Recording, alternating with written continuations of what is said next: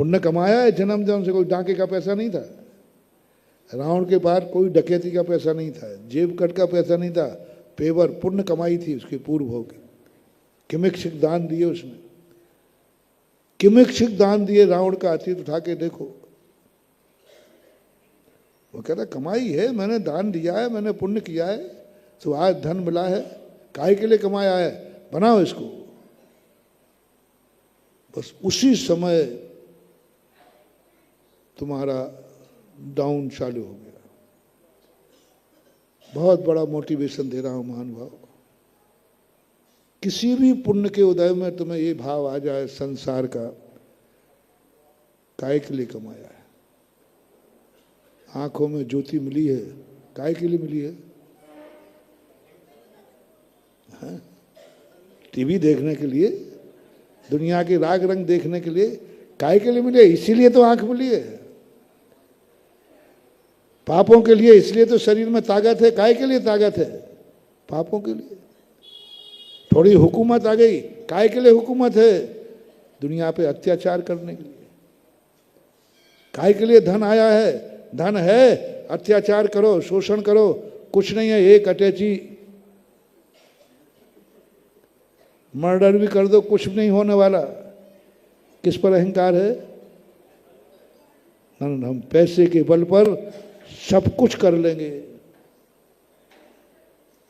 ये भाव आता है। शेयर करना आता है कि नहीं? पैसा है तुम्हारे पास, तुम किसी से भर जाओगे, बोले क्या फर्क पड़ता है, दे देंगे लगा देंगे, दे देंगे, ऐसा हुआ। यही भाव रावण को आता था, यही भाव दुर्योधन को आता था, यही भाव कंस को आता था, यही भाव हिटलर को आता था। काहे के लिए कमाया है? हुकूमत है, काहे के लिए है? करो।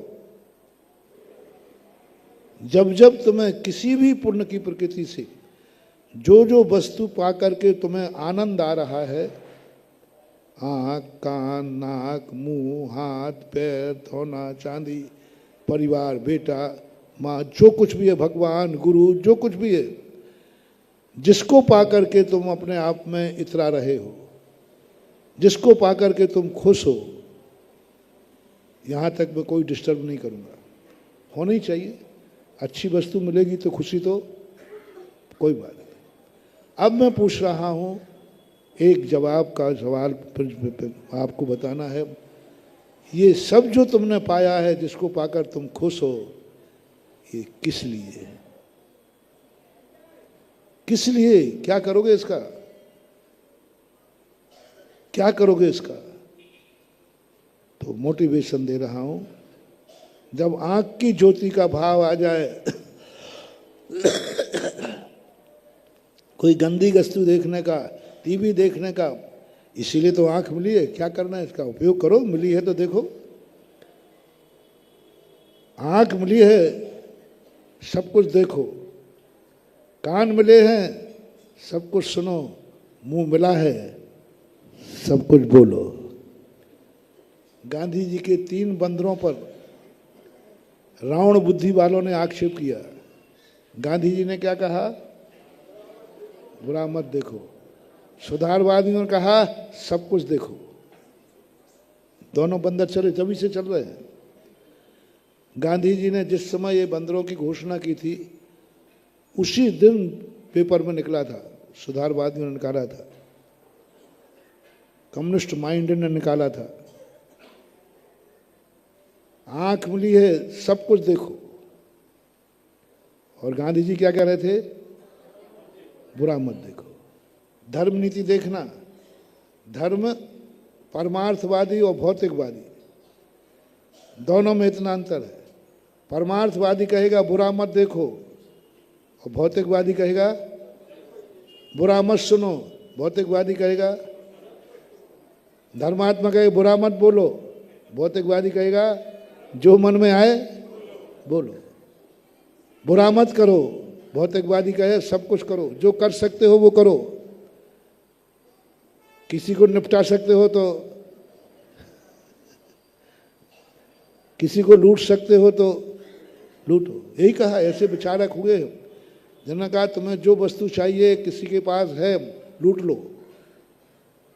लूट लो, तुम्हें चाहिए लूट लो। एक विचारक हुआ है, रजनीश की विचारधारा में यही थी, मन में आए वो कर डालो, रोको मत, इच्छाओं को दबाओ मत, विस्फोट हो जाएगा। वो क्या कहता था, इच्छाओं को दबाओ मत, विस्फोट हो जाएगा। किसी को थप्पड़ मारने के भाव तो मार के निपटा, नक्की कर, उसको इच्छा आएगी वो तुम्हें निपटा देगा, खत्म बात, दोनों निपट जाएंगे। क्या सोचता, देखना आप भी उसके इतने अच्छे तर्क थे, अच्छे तर्क नहीं थे, कुतर्क थे, आपको बिल्कुल पसंद आ जाएगा। आपने उपवास किया है, आपको प्यास लग रही है, बार बार पानी की याद आ रही है, अनंत चौदस को बार बार पानी, बल्कि यहाँ तक कि रात में सोते समय तो तुम डकारी जाते हो। हाँ, सुबह लोग प्रायश्चित लेते हैं, इसलिए मुझे पता है। महाराज मैंने 14 को रात में पानी पी लिया, लोग तो कहते मैंने चाट खा ली, रोटी खा ली। मैंने कैसे, बोले बस सही में नहीं गई, स्वप्न में खा ली। तो रजनीश कहता है कि तुम इतने विकल्पों में हो, 24 घंटे पानी पानी कर रहे हो, इससे अच्छा एक गिलास पी लो ना, शांति हो जाएगी। अब पानी नहीं आ रहा है, अभी प्यास लगी थी तो बार बार किसकी याद आ रही थी? दिन भर 24 घंटे तुम पानी पानी करते रहे, इससे अच्छा था प्यास लगी एक गिलास पानी पी लो, बस प्यास की याद ही नहीं आएगी। दोनों में से श्रेष्ठ कौन सा है? एक विचारधारा वो भी है, तुरंत अपनी इच्छा की पूरी करो, शांति है। और एक विचारधारा वो है, नहीं, इच्छा को रोको, प्यास लग रही है लगने दो, सहन करो, पानी मत पीना। अब दोनों में आज के व्यक्ति को कौन सी चीज पसंद आएगी? अरे दिन भर पानी पानी की अपेक्षा एक बार पी के नक्की करो ना, खत्म बात हो गई। आज का भौतिकवादी पंचम काल का व्यक्ति इसी को पसंद करेगा। मां धर्म का अध्यात्म कहता है, आज यदि तुमने प्यास सहन कर ली, एक दिन ऐसा आएगा तुम्हें प्यास ही नहीं लगेगी। और एक बार पानी पी लिया, 2 घंटे बाद सोचा करता हूं भोगों से बुझ जावेगी इच्छा ज्वाला, परिणाम निकलता है लेकिन मानो पावक में। ये है आज की सुधारवादी। वो सोचते हैं कि थोड़ा घी पटक दो, थोड़ी देर को अग्नि बुझती हुई दिखेगी, लेकिन फिर क्या होगा? भभक जाएगी। यहां तक नहीं सोच पाए कि हम जितनी अपनी आवश्यकताओं की पूर्ति करेंगे, आवश्यकता और बढ़ेगी।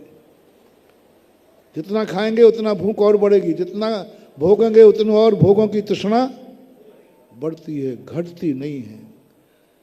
पंच इंद्रियों के विषयों को भोगने वाला आज तक कभी तृप्त होके नहीं मरा, अतृप्त होके ही मरा है। जो कल कहा था कि पूछा गया, भैया तूने सारे पाप कर लिए, अब तो विराम कर। बोले हाँ, एक वरदान देना हो तो दो। इस बार थोड़ा लेट शुरू किए थे, ऐसी पर्याय मिले कि थोड़ा जल्दी शुरू करो, यही है। वो उसको नहीं समझा। वो कह रहे 1 महीने 8 दिन तक दिन भर 24 घंटे पानी की याद आती रही, कोई बात नहीं, आने दो। तो महाराज पानी की याद आके मेंढक बनेंगे तो आपके कुतर्क है ऐसे, और हुआ ऐसा। मेंढक बनेगा, मेंढक। और 1 गिलास पानी पी लोगे तो फिर मेंढक नहीं बनोगे। मैं तुम्हारा मन ललचा रहा हूं, मैं चाह रहा हूं कि तुम सब लोग उस तरफ झुक जाओ। किस तरफ? प्यास लगी है तो पानी सहन मत करना, और सहन किया और पानी की याद आती रही तो मर के बेटा मेंढक बनोगे, और पी लोगे तो मेंढक तो नहीं बनोगे।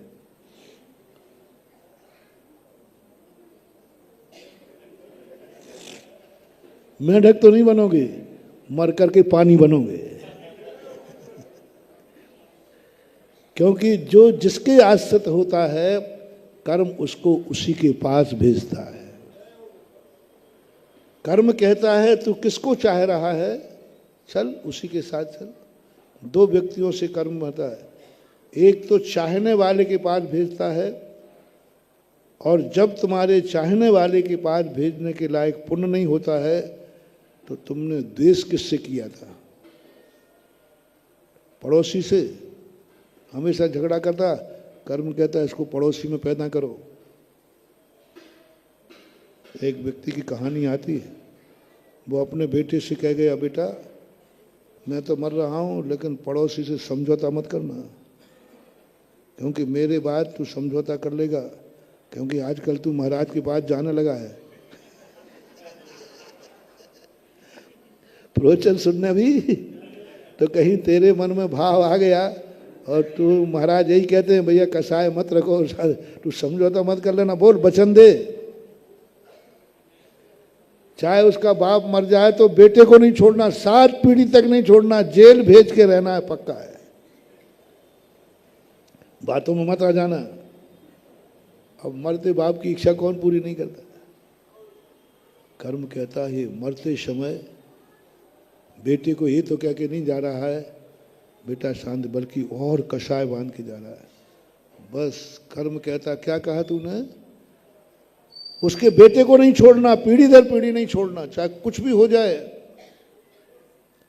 कर्म कहता है ठीक है, और उस बाप को मरा और मर करके पड़ोसी में पैदा कर दिया। अब वो बड़ा होने के बाद कहता भैया अरे कुछ नहीं, मेरा बाप बोल गया था कि बेटे को माफ नहीं करना। अब बोलो किसका कांटा किसको लग रहा है? ये संसार है महानुभाव। यदि हमने शूकर को देखकर थूक दिया, कर्म कहता तूने शूकर को थूका है, चल अगली पर्याय तेरी भी वही होगी, अगली पर्याय तेरी वही होगी, पक्का है। जिससे तू घृणा करेगा अगला भाव उसी में जाएगा। जो जिससे घृणा कर रहा हो, अपने पड़ोस से कहीं भी यदि तुम्हारा राग द्वेष समाप्त करने का भाव नहीं है, तुम्हें उससे घृणा है मरते दम भी। इसलिए जैनाचार्यों ने सबसे पहले मरते समय की दम लगाई, बोले तू और कुछ कर या ना कर, खम्मामी सव्य जीवाणाम सव्य जीवा कमंतु मैत्ति में सब भूदेशु बैरम मध्यम न केणवे। बस मरने के पहले तू एक बोल दे, मेरा किसी से द्वेष भाव नहीं है, मैं सबको क्षमा करता हूं और सब मुझे ये बुलवाया। मैंने सोचा इतना सा बुलवाने से क्या मतलब, क्या मतलब बुलवाने से? सब कुछ करे, ये नहीं बोले तो समाधि नहीं होगी। त्याग भी कर दे, मुनि भी बन जाए, कुछ भी कर ले, लेकिन ये 2 शब्द नहीं बोल पाए, क्षमा करता हूं और क्षमा, ये नहीं हो पाया तो समाधि बिगड़ जाएगी। बहुत बड़ा लॉजिक है। और तू मरते समय कह रहा बेटे से कि पड़ोसी को छोड़ना नहीं, घृणा कर रहा है। निश्चित समझना, आप लोग सोच लो कान खोल के, जिस व्यक्ति से आपको घृणा हो, चाहे वो पशु हो, चाहे वो पड़ोसी हो, चाहे वो तुम्हारा रिश्तेदार हो, कोई भी हो, लिस्ट बनाओ तुम्हें किससे किससे घृणा है। किस किस को तुम फूटी आंख फूटी आंख नहीं देखना चाहते, किस किस से तुम किसी भी प्रकार का कंप्रोमाइज नहीं करना चाहते हो। कुछ भी हो जाए महाराज, मैं उसके प्रति तो नाम लिख लेना, बस नीचे मेरा वाक्य लिख लेना। परिवार वाले सुनो, ऐसा व्यक्ति मर के जाए तो तुम कहीं मत ढूंढना,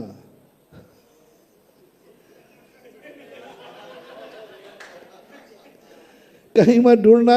इसका किस किस से घृणा थी, बस वो वहीं जाके पैदा हुआ है, चाहे पड़ोसी हो, चाहे वो पशु हो, चाहे पशु हो।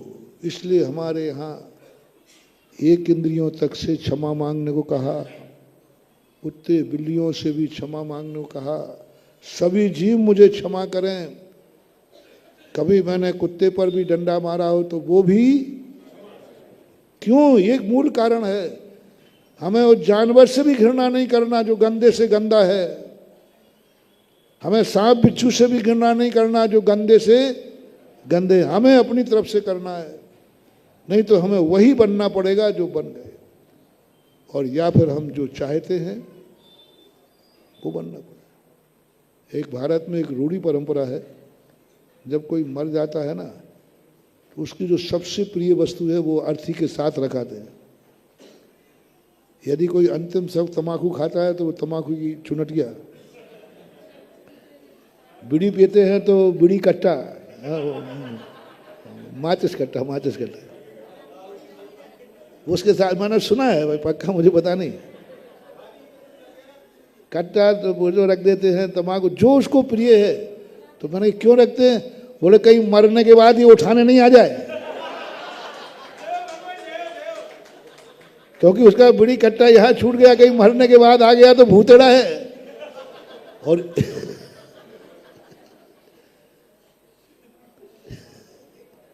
इसलिए बेटा ऐसी कोई चीज से राग करके मत मरना।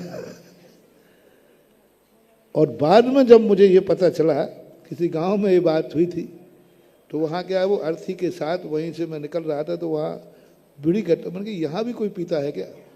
बोले नहीं पीता नहीं महाराज, वो उसके साथ रखी जाती है, क्योंकि जिंदगी भर पीता रहा। फिर मैंने सोचा इसलिए पहले पतियों के साथ पत्नी को भी जलना पड़ता था। लोग जलाते थे, नहीं जले तो पकड़ के जलाते थे। एक बड़ा डंडा होता है, वो उससे खूंटा जाता है। वो डंडे किस लिए लेता था कि मुर्दे के साथ जब स्त्री जलेगी तो उसको आग लगेगी तो भागेगी, तो वो डंडा लेकर खड़े रहते थे, बांस, बड़ा बांस, बल्ली बल्ली, उससे सब खड़े रहते, उसको बार बार उसी में धकेलते थे, अंत में मर जाती थी। क्योंकि सबसे ज्यादा दुनिया में लोग किसे चाहते हैं? तो गांव वाले सोचो ये बीवी के खातिर भूत बन के आएगा, निपटा उसके साथ में भेज।